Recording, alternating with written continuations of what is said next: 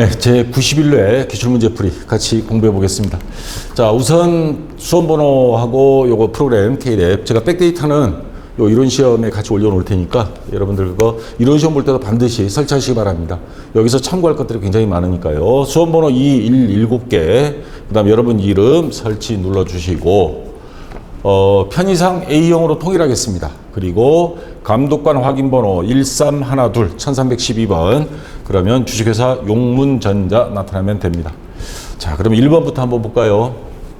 자, 다음 중 재고자산에 대한 설명으로 가장 옳지 않은 것은, 자, 재고자산 매입 시 발생하는 매입 부대 비용은 취득원가에 더한다. 이건 다 아는 사실이죠? 자, 재고 수량이 결정 방법 중 계속 기록법 어쩌고저쩌고 쭉 나오고 실지 재고 조사법 좀 헷갈리게 나왔습니다. 요거 앞에서 이론 공부할 때 배웠던 거, 자, 이론 교재 95페이지에 있었죠? 재고자산이 수량 결정 방법은 크게 계속 기록법과 실지 재고 조사법이 있다 그랬습니다. 자, 요 두 가지를 한 회사에서 두 가지를 다 사용하지는 않습니다. 요거는 영세 그리고 물건 가지수가 몇 개 안 되는 그런 경우에 계속 기록합니다. 몇 개 들어와서 매입해서 몇 개 얼마에 팔았고 몇 개 남았고 상품 재고장 있죠? 그거를 매일매일 작성하는 겁니다. 상품 종류가 많지 않고 그 다음에 금액 단위가 큰 경우에는 계속 기록법을 사용하고요. 그래서 여기에서는 판매단 수량을 금방금방 입출고마다 계속적으로 기록하기 때문에 자, 매출액이라든가 몇 개 팔렸는지 쉽게 파악할 수가 있습니다. 자, 그 다음에 실지 재고 조사법은 대형마트 같은데 어떻게 사고 매입하고 팔 때마다 기록이 거의 불가능하죠. 그래서 매입 자료만 그 전표들이 거래명세서가 들어오니까 그것만 입력을 해놓고요. 판매할 때는 판매 가격으로만 정해놓고 자, 별도로 매일매일 재고 파악을 안 합니다. 그래서 어떻게 하느냐? 기말에 또는 한 달에 한 번씩 재고 셔터문 내리고 영업 끝나고 재고 파악을 들어갑니다. 그래서 한꺼번에 조사하는 방식입니다. 자, 그래서 각각의 업종에 따라서 본인의 업종에 맞는 거 선택하고요. 실제 재고조사법 같은 경우는 장점은 뭐냐? 그 많은 물량을 한 번에 구할 수 있고 그리고 실제 재고 파악을 하기 때문에 자, 정확하게 기말 재고 수량을 파악할 수가 있습니다. 자, 이런 장점이 있습니다. 그래서 다시 문제로 돌아가면 자, 재고 수량이 결정 방법 중 계속 기록법을 적용하면 기말 재고 자산 수량이 정확하게 계산되고 뭔가 좀 이상한 거 있죠. 자, 그 다음 반대로 실지 재고 조사법을 적용하면 매출 수량이 정확하게 계산된다. 지금 바꿔치기 한 겁니다. 왜냐하면 이거 한 달에 한 번씩 재고 파악을 정확하게 들어간다 그랬죠. 실지 재고 조사법은 장점이 기말 재고 자산 수량을 정확하게 계산할 수 있습니다. 자, 대신에 매출 수량은 정확하게 계산이 안 되지만 요 재고 계속 기록법은 매일매일 기록을 하기 때문에 매출 수량이 정확하게 원가로 계산이 가능하고요. 그래서 요 계속 기록법과 실지 재고 조사법을 지금 반대로 적어 놓은 겁니다. 그래서 옳지 않은 건 2번이 되고요. 자, 그다음 재고자산이 감모손실. 감모손실이란 게 뭐예요? 물건이 제가 제주도 감귤 이야기한 적이 있죠. 감귤 과일이다 보니까 증발해버립니다. 그리고 무게로 판매하기 때문에 그래서 그러한 감모손실은 정상적이다. 이건 항상 있을 수 있어 하는 거와 비정상 감모손실로 구분합니다. 그래서 정상 감모손실은 매출원가에 이거는 영업의 비용으로 그렇게 처리합니다. 자, 평균법. 우리 상품재고장에서 평균법은 뭐예요? 자, 10원짜리 10개가 들어왔다. 그럼 100원이죠? 100원인데 그 다음날 11원짜리 10개가 들어왔다. 그럼 110원이죠? 그러면 평균법은 뭐예요? 이거 두 개를 더해서 220원을 수량 11개로 나눠서 자, 이렇게 해서 평균을 내서 하는 게 평균법입니다. 기초 재고자산과 단기 매입한 상품에 대해 평균 단위당 원가를 구하여 기말 재고자산과 매출 원가를 계산하는 것이다. 맞는 말입니다. 그래서 정답은 옳지 않은 건 2번이 되고요. 자, 그 다음 2번 문제. 자, 1번 문제도 약간은 난해한 문제들이 좀 나오긴 했습니다만은 특별회차보다는 그래도 양반이에요. 특별회차는 많이 비비고 하는 문제들이 있어서 자, 다음 거래에 대한 회계 처리를 정확히 했을 경우 영업의 비용에 포함되는 것. 자, 매출거래처로부터 받은 약속금을 만기 전에 금융기관에 매각거래 조건으로 할인받다. 우리 매각거래로 해서 어음을 할인받아 올 때 어떻게 분개했었어요? 자, 받을 어음을 아예 매각거래 팔아버린 겁니다. 대변에 받을 어음이 100원짜리다.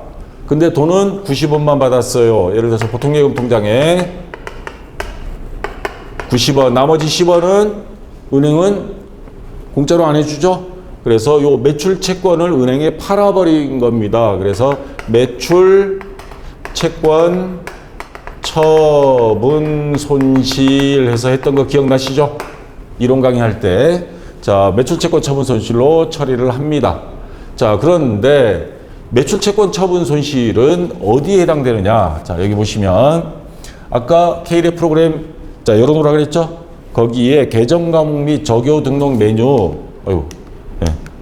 계정 과목 및 적요 등록 메뉴에 가서 자, 컨트롤 F 누르면 찾기 여기에 매출 채권 처분 손실을 치면 얘가 956번 영업 외 비용으로 들어갑니다. 그래서 자, 매출 채권 처분 손실은 영업 외 비용으로 들어간다. 포함되는 것 그랬으니까 그래서 1번이 정답이 기억에 해당이 되겠죠. 자, 그다음 니은 매입 거래처에 지급한 약속어음이 만기 전에 금융기관에 매각되었다고 통보받다. 자, 매입 거래처에 우리가 어음을 줬어요. 근데 만기 전에 금융기관에서 아까 다른 그 받은 사람이 다른데 매각을 했다. 그거 우리하고 상관없어요. 이거 분개할 필요 없습니다. 자, 이거는 거래가 아니고요. 매출거래처 파산으로 외상대금 중 일부를 회수하지 못했다. 대손이 발생했다 그러죠. 자, 이거는 대손상각비, 판매비와 관리비로 처리합니다. 그 다음 매입거래처의 외상대금을 조기 상환하고 일정 비율을 할인받다. 매입할인. 이거는 총 매입액에서 순매입액을 구할 때 매입할인, 매입액으로 매입한출을 빼죠. 자, 그거에 관련된 문제입니다. 영업의 비용에 해당하는 거는 기업, 매출채권 처분 손실, 영업의 비용이다. 요거 하나에 해당됩니다. 그래서 1번이 정답이고요. 자, 그 다음 3번 문제. 자, 다음 이 내용을 결산 시점에 결산 수정 분계로 반영하였을 경우 당기 순이익이 변동은 어떻게 되느냐. 자, 하나씩 보겠습니다. 매출 채권 잔액 550만 원에 대하여 2%의 대손 충당금을 설정하지 않았다. 그럼 설정해야 되겠죠. 단 설정 전 대손 충당금 잔액은 3만 원이라고 가정한다. 그러면 550만 원 곱하기 2% 0.02 그러면 11만 원 나오죠. 자, 여기에 대손 충당금 잔액 3만 원 빼서 차액 보충법으로 해야죠. 그러면 얼마가 나와요? 예, 8만 원. 자, 그 다음 12월 15일에 가수금으로 회계 처리하였던 5만 원에 대하여 기말에 가수금에 대한 원인이 파악되지 아니하여 결산 수정 분계를 해야 하는데 하지 않고 있다. 이제 할 겁니다. 자, 돈 받았을 때 차변에 현금 누가 우리가 통장으로 돈이 들어왔다 가정해 봅시다. 그럼 보통기금 통장에 들어왔어요. 근데 누가 보냈는지 알 수가 없어. 자, 5만 원.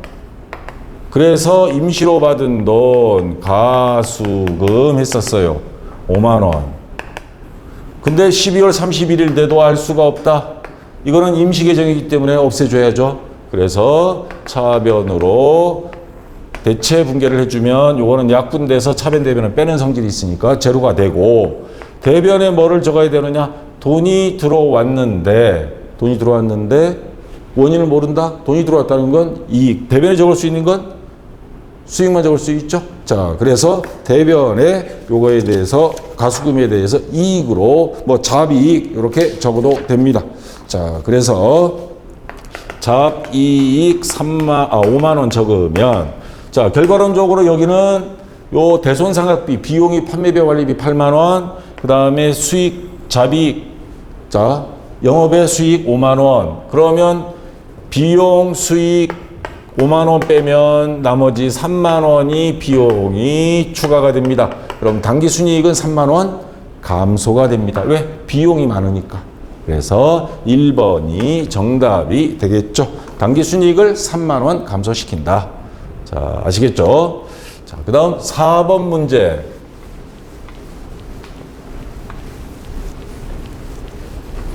자, 다음 일반 기업 회계 기준에서 분류되는 개정 과목 중 성격이 다른 것.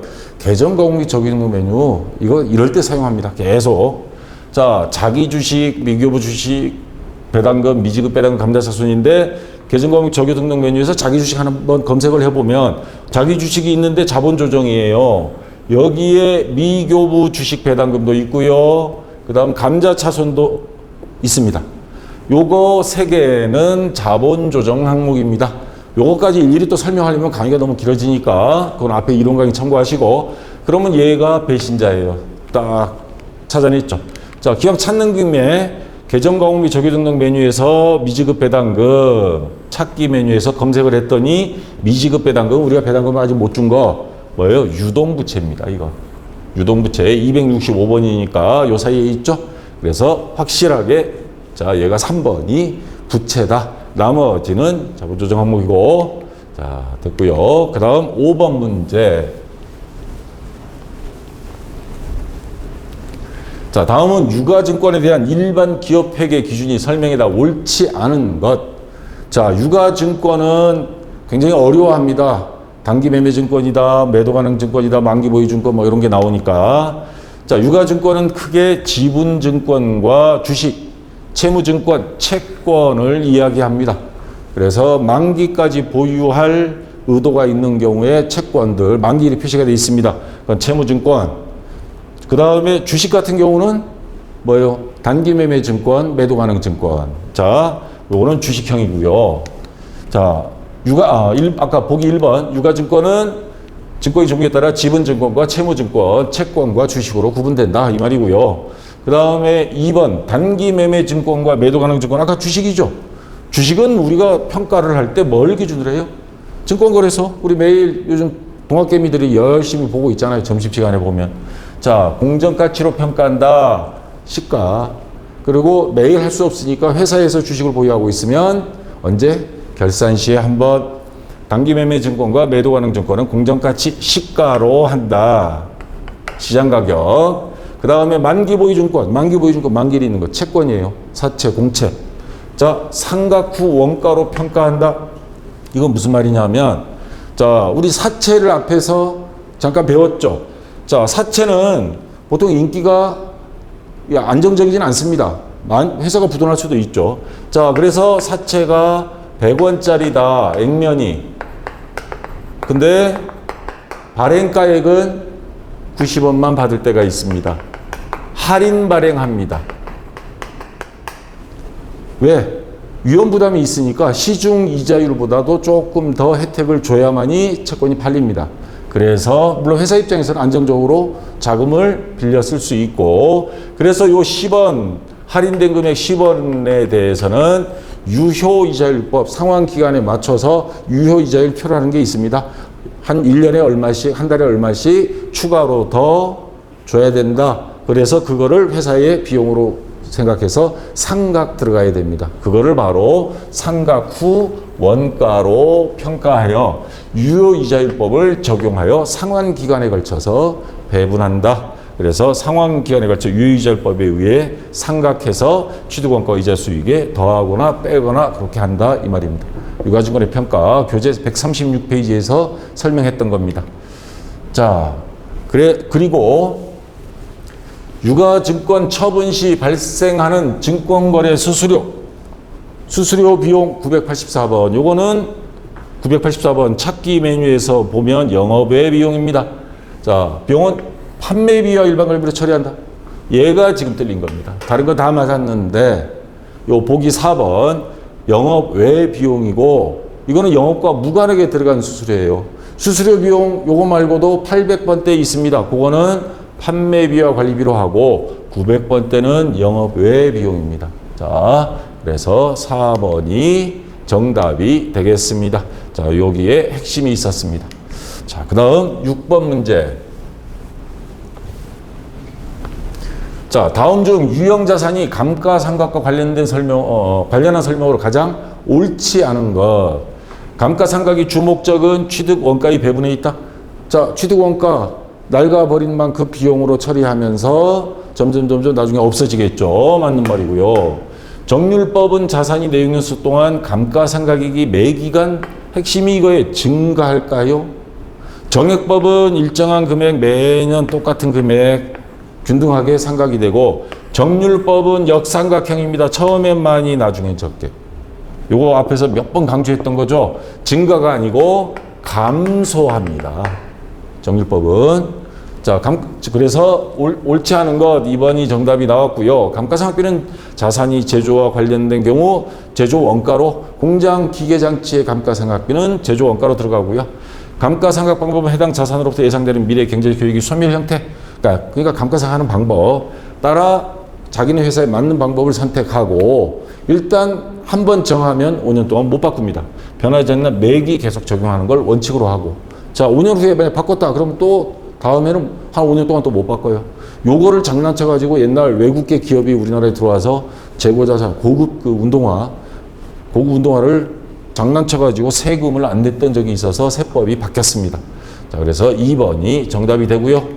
자, 7번 문제. 자, 다음 일반 기업 회계 기준에 의한 손익계산서의 작성 기준 중 옳지 않은 것. 자, 손익계산서 작성 기준 한번 볼까요?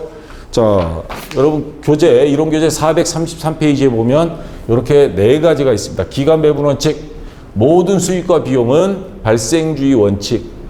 다만 수익은 발생주의를 원칙으로 하고 돈이 들어오고 나가는 현금주의가 아니고 이게 원래 비용이냐 아니냐. 그래서 우리가 2급에서 수익과 비용이 이연미 예상 막 했잖아요.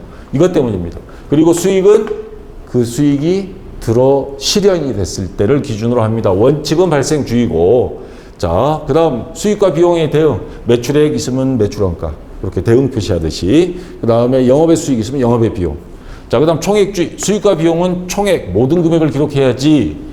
자, 서로가 빼가지고 약분해가지고 일부분만 남겨놓고 순액을 기록해서는 안 된다라는 거고요. 구분 표시, 매출 총손익, 영업손익, 뭐 영업의 비용 다 빼고 해서 구분 다 해서 표시해야 된다는 말입니다.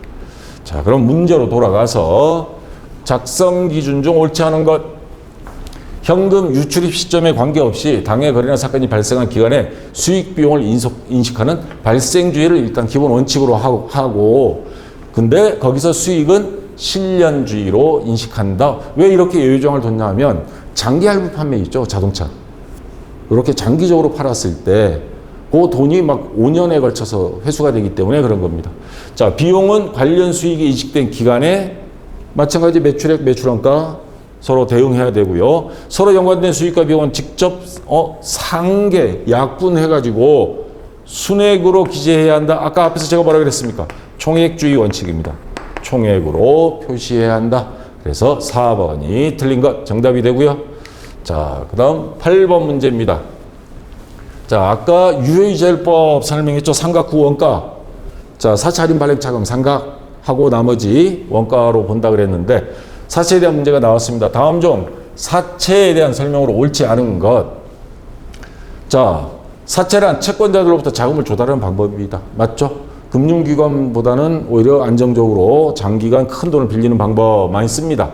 사채 발행과 관련하여 직접 발생한 사채 발행 수수료가 있을 때는 사채 발행가액에서 수수료는 빼고 계산해야 되고요. 사채 할인 발행 차금 또는 사채 할증 발행 차금, 요거는 그렇게 많은 건 아니면 대부분 할인 발행 차금인데 유효이자율법에 따라 상각한다. 앞에서 설명했던 거. 자, 시장 이자율이 액면 이자율보다 더 크다면 사채는 할증 발행된다. 요게 헷갈리죠. 그래서 요 교재에 있던 내용 가져왔습니다. 160페이지에 보면 이자율. 자, 시장 이자율은 뭐며 액면 이자율은 뭐냐. 이 사채에 이자 연 몇 프로 주겠다라고 표시한 게 만약에 예를 들어서 8%다. 액면 이자율이 8%. 근데 시중의 이자율은 10%예요.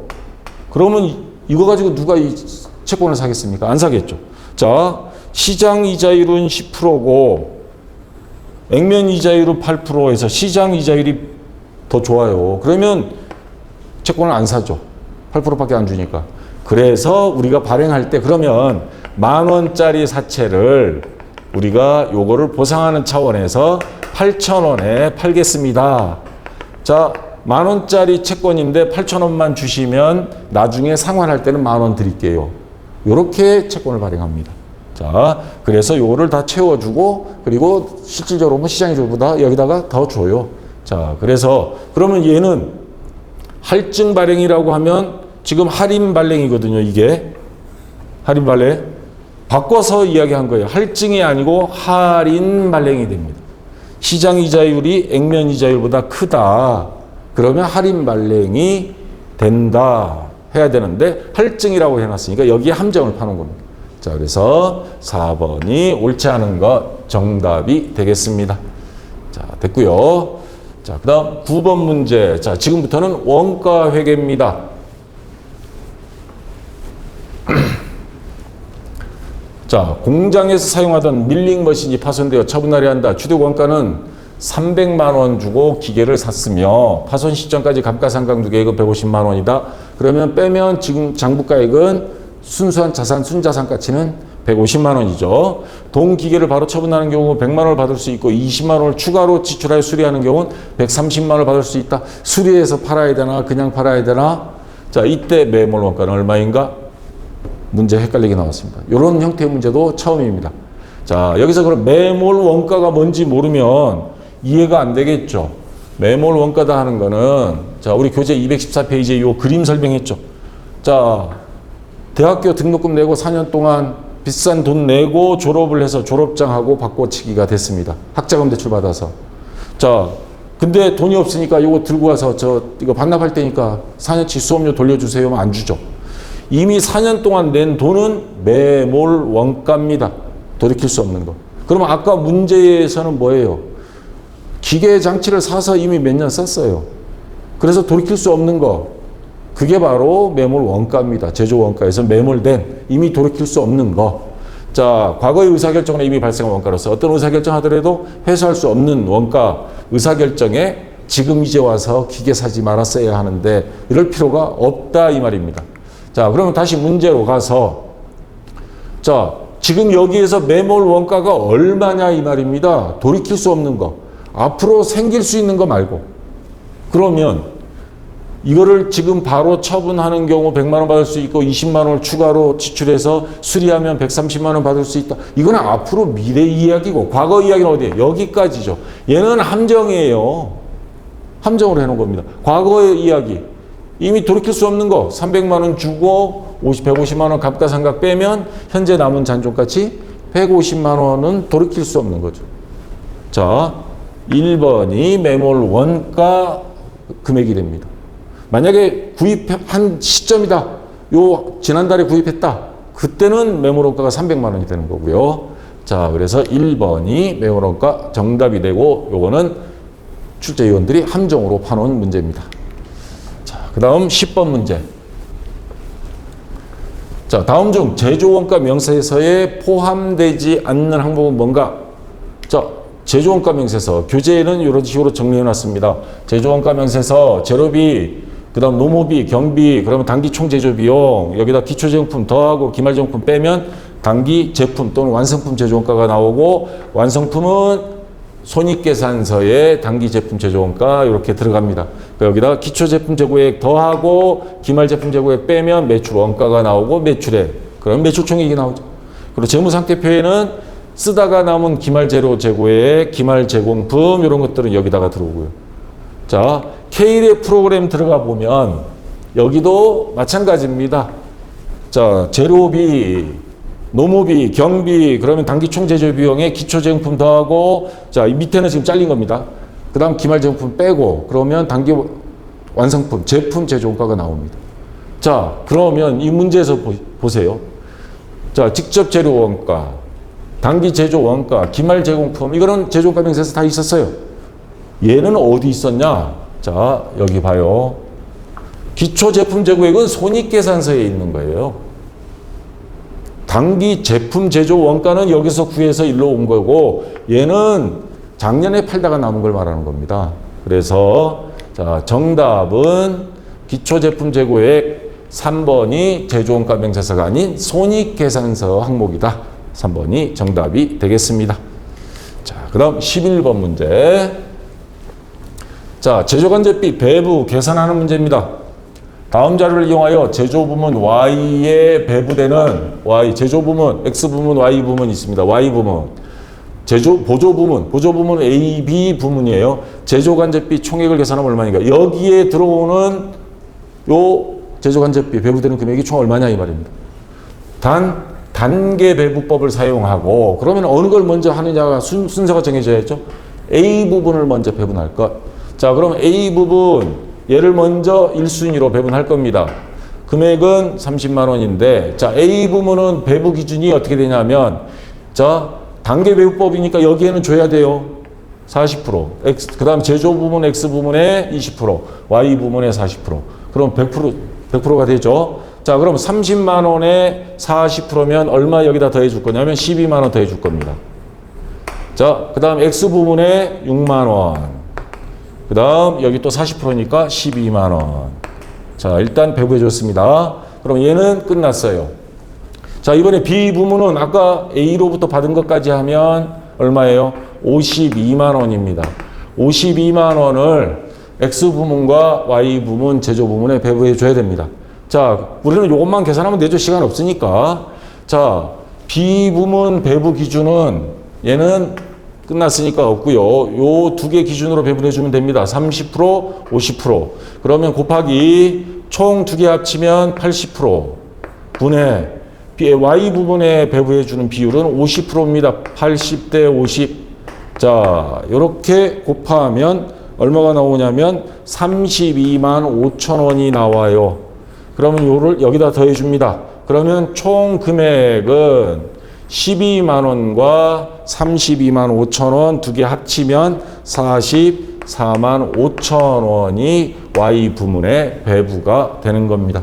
그리고 Y 부분 총 원가는 요거에다가 요거 60만 원 더해주면 104만 5천 원이 되고요. 일단 제조간접비 보조부문에서 넘어온 거는 44만 5천 원. 자, 그래서 4번이 정답이 되겠습니다. 아시겠죠? 단계배부법. 자, 12번. 원가는 여러 가지 방법을 통해서 분류할 수 있다. 다음 중 원가 분류에 대한 설명으로 옳지 않은 것. 자, 원가의 분류 이론교재의 218페이지부터 224페이지 내용 제가 참고해서 이렇게 정리를 해놨습니다. 자, 자산화 여부에 따라 제품 원가와 기간 원가로 분류한다. 자, 회사에서 공장도 운영하고 사무실도 있어요. 비용이 제품 제조에 들어갔으면 그거는 제품 원가라 그러고 제품 제조에는 안 들어갔어요. 자, 영업부 들어간 비용 요거는 판매비와 관리비로 처리합니다. 그걸 기간 원가라 그럽니다. 제품 제조 원가에 안 들어간 나머지 원가들. 자, 원가 행태에 따라 기초 원가와 가공 원가로 분류한다. 자, 여기 보시면 원가는 발생 형태에 따라서 재료비, 노무비, 경비 이렇게 분류하고요. 추적이 가능하다, 못하다. 추적이 가능하면 직접비. 그 다음에 아니다, 제조간접비. 이런 식으로 분류하고요. 그 다음에 원가 행태. 조업도에 따라 생산량에 따라서 원가가 어떻게 늘어나느냐 고정비냐 변동비냐 준변동비냐 중고정비 이렇게 구분합니다. 그 다음에 의사결정 아까 의사결정 이미 과거에 내려버려서 되돌릴 수 없다. 매몰 원가 아까 설명했죠. 요거는 의사결정과 상관없다. 비관련 원가라고 그러고요. 그 다음에 아니야 이번에 중고차를 수리해서 팔면 더 받을 수 있어. 그렇게 할까? 그걸 기회비용 관련 원가 의사결정 하면 다른 기회가 생길 수 있다 해서 이런 관련 원가로 구분합니다. 근데 원가 행태라고 하는 거는 다른 말로 조업도입니다. 조업도에 따라 분류하는 거는 고정비, 변동비, 중고정비, 준변동비 이렇게 분류하지 기초원가, 가공원가로 분류하지 않습니다. 기초원가, 뭐 다른 말로 기본원가라고 그러는데 그건 재료비, 노무비 가장 많이 들은 거. 그 다음에 가공비는 재료비를 제외한 나머지인데 원가 행태에 따른 분류는 아닙니다. 원가 행태는 조업도에 따른 분류다. 그래서 2번이 틀린 것 정답이 일단 되고요.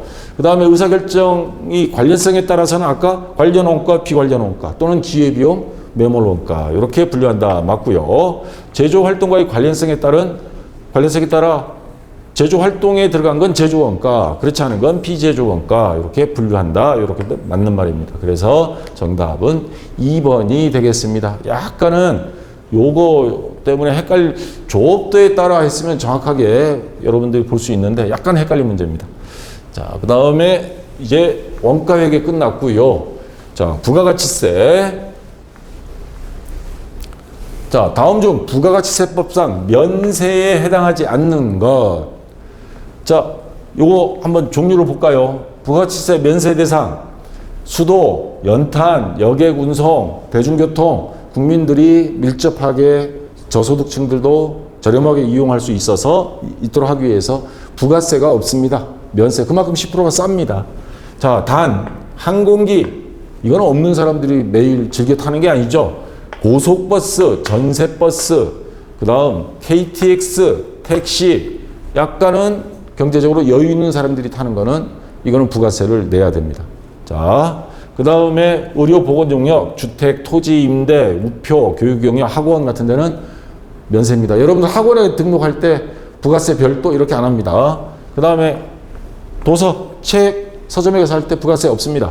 신문, 잡지, 도서관, 박물관 이용, 금융, 보험, 작곡가, 그 다음 가공되지 않은 식료품, 농수축산물, 우리나라 농민어민들 살리기 위해서, 그 다음에 국내에서 생산되어 식용으로 제공되지 않는 농수축산물. 여기서 생산이라고 하는 거는 완전 가공.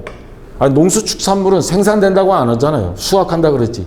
생산이란 말은 공장에서 가공되었다는 말입니다. 자, 가공도 완전 가공을 이야기하는 겁니다. 이거는 부가세가 있습니다. 통조림, 바나나 우유, 막김, 두유 완전 가공입니다. 부가세 여러분들 한번 사가지고 부가세 별도 있나 없나 보세요. 근데 김치, 젓갈, 된장, 간장, 고추장 요거는 완전 가공으로 안 봅니다. 단순 가공으로 봐서 요런 거는 면세예요. 면세로 보고 이 밑에 거는 과세, 품목별로 다 정해져 있습니다. 자, 그럼 다시 문제로 돌아가서 이제 보이죠? 면세에 해당하지 않는 거. 도서, 면세죠. 미술관, 박물관, 식용으로 제공되는 임산물. 자, 가공되지 않고 식용으로 제공되는 거. 물론 생산돼서 식용인 경우에는 아니고요. 자, 택시에 의한 여객 운송 영역은 이거는 과세 대상입니다. 자, 그래서 1번이 정답이 되고요. 자, 그 다음 14번 문제. 자, 다음 중 현행 부가가치세법에 대한 설명으로 가장 틀린 것. 부가가치세는 전단계 세액공제법을 채택하고 있죠. 매출세액을 매입세액으로 빼주니까. 매입이 전 단계죠. 매입한 다음에 마진을 붙여서 파는 거니까. 그래서 전 단계를 빼준다. 매입세액을 빼준다 해서 전단계 세액공제법. 자, 주사업장 충과를 납부 시. 사업장이 2개 이상 있을 때 총괄 납부 한 군데서 부가세 납부하거나 환급받을 수는 있다 이 말입니다. 자, 근데 부가가치세 신고와 납부 의무가 없다. 납부 의무는 자, 주된 사업장 말고 종된 그 대리점 거기는 납부 의무는 없어요. 근데 신고는 해야 됩니다. 왜? 주사업장 총괄 납부라고만 돼 있잖아요. 총괄 신고 납부가 아닙니다. 자, 요게 들어가서는 안 됩니다. 그래서 2번이 틀린 것 조금 얄밉게 시험 문제를 출제했어요. 2번이 일단 정답이 되고요. 부가가치세는 대부분 10%인데 해외에 수출하는 건 영세율 0% 하죠. 적용한다. 맞습니다. 사업자는 사업장 관할 세무서장이 아닌 다른 세무서장에도 사업자 등록 신청할 수 있다. 옛날에 안 되는데 지금 온라인이 다 돼 있어서 전국 어디서나 신청할 수 있습니다. 맞고요. 자, 마지막 15번 문제. 사업자 등록 정정을 할 수 있는 경우가 있고 없는 경우가 있습니다. 자, 여기 교재 309페이지에 나와 있어요. 정정 사유. 상호를 바꾸게 됐을 때 당연히 이거 정정해야 되겠죠. 통신 판매업자 같은 경우는 사이버몰 명칭 또 도메인 이름을 변경할 때 요거 사업자 등록증 정정해야 됩니다. 그 다음에 법인인 경우에 주식회사는 왜 전문 경영인 제도에서 수시로 대표자가 바뀌어요. 그럴 경우에 정정해야 되고요. 근데 자, 상속에 의한 사업자 명의 변경도 됩니다. 이건 뭐 어쩔 불가항력이잖아요. 만약 삼성의 이건희 회장이 지금 뭐 죽었다는 설도 있지만 죽었다. 그러면 자동으로 지금 현재 누군가에게 명의 변경을 해야 됩니다. 자, 그 다음 또 뭐 업종 변경, 주소 변경 있는데 여기는 없는데 어떤 게 있냐면 뭐 출자 지분 변동, 공동사업자 동업을 해가지고 했는데 출자 지분이 변동되면 이것도 새로 법인인 경우에 그 법원에 가서 법인 등기부 등본이 있습니다. 사람처럼 출생신고 같이 다 만들어요. 자, 일반 사업자인데 증여를 해줬어요. 아버지가 아들한테. 이제부터 네가 해라. 그래서 너 이름으로 사업자 변경해가지고 와. 안 해줍니다. 국세청에서. 법인은 당연히 대표자 변경해줘요. 근데 일반 사업자는 증여에 의한 것, 사망에 의한 거는 어쩔 수 없어요. 근데 증여는 아예 폐업 신고를 하고 새로 개업 신고를 해요. 사업자 등록을 새로 신청해야 됩니다. 증여는 일반 사업자는 안 됩니다. 자, 그래서 다시 문제로 돌아와서 보면 통신 판매업자가 사이버몰의 명칭 또는 인터넷 도메인 이름 변경하는 때 정정사유 됐죠. 공동사업자의 구성원 또는 출자 지분이 변동이 있을 때 증여로 인하여 증여입니다. 증여. 사업자의 명의가 변경될 때 요거는 폐업 신고하고 새로이 사업자 등록 신청을 해야 되고요. 법인 사업자는 대표자를 변경할 수 있습니다.